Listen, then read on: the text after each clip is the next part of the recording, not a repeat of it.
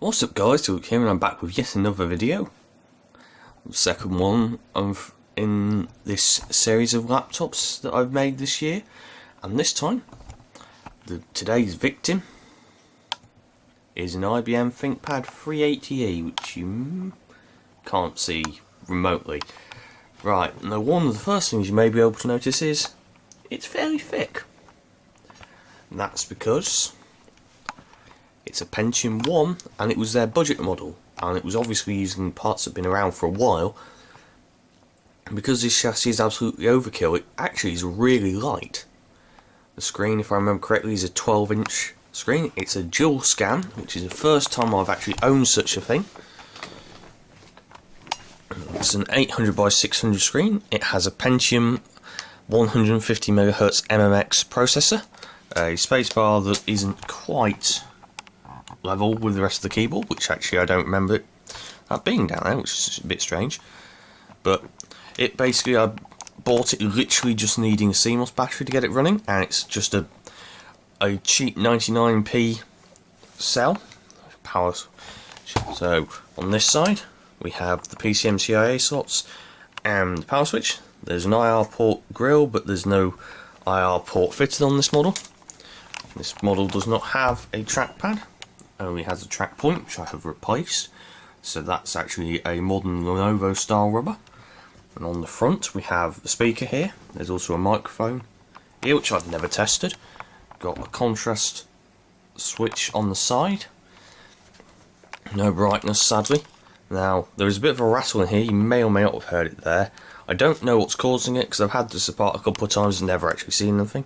We have the CD-ROM drive cover on top, but sadly they don't have one, and the floppy drive, and we have a volume wheel with numbers on it, as well as your headphone jack and microphone jack. Microphone jack seems to sit a little bit proud, but it's not too bad.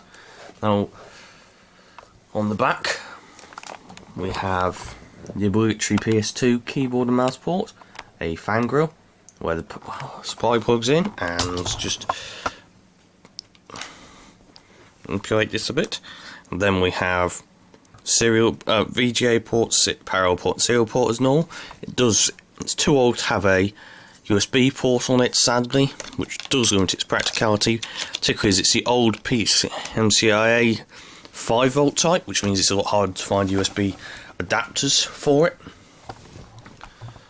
Okay, but apart from that 99p battery, it came completely complete, and although I had to take it apart and put the hard drive in something else to install Windows, because the PCMCIA ports work, but they don't stay powered long after BIOS, so it doesn't actually, work properly with the drive I have, but it powers fine. It's got a 2 gig hard drive, not too many hours on it, 48 meg of RAM.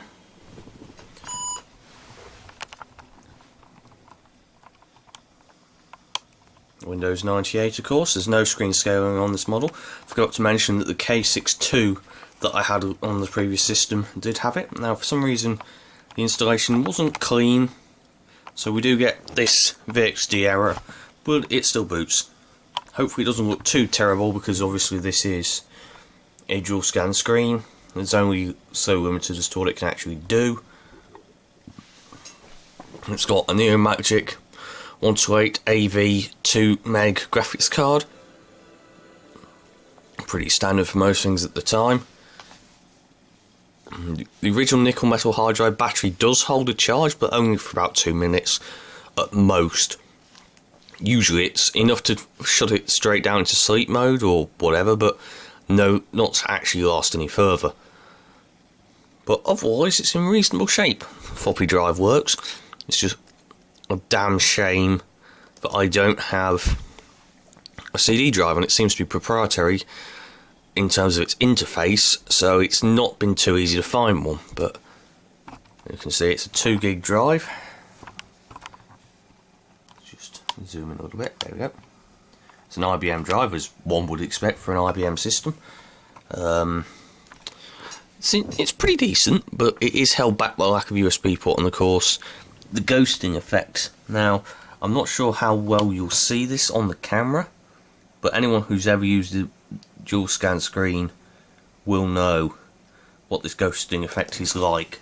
But to try and show you a little bit more of what it's like, I'm going to go and play some Motocross Madness. So this may or may not ring a bell with some people. Just a small bit of Motocross Madness.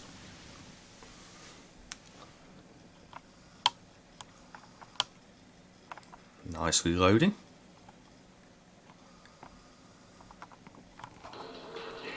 I've also got a original IBM charger, but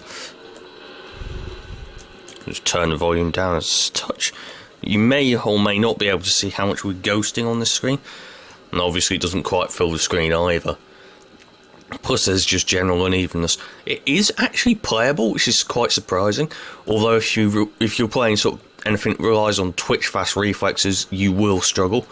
It's certainly not great, and I wouldn't want to play for extended sessions on it, but it isn't. I've not seen anything worse, because I've never owned anything worse, but it could be a lot worse. And obviously, I'm in the lead. I'm not going to do 5 laps unless it's a really short track. I don't honestly remember.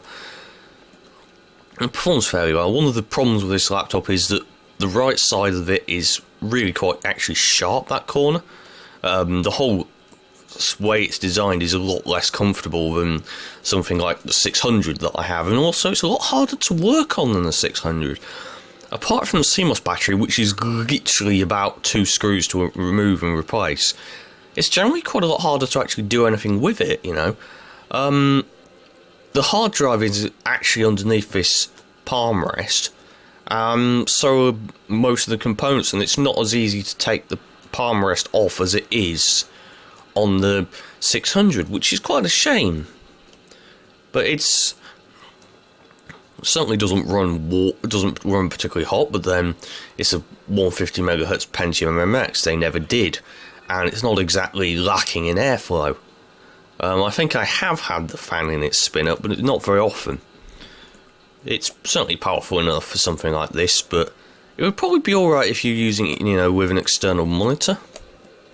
And obviously you can do that, but, you know, I mean, that kind of defeats the point of these ThinkPads.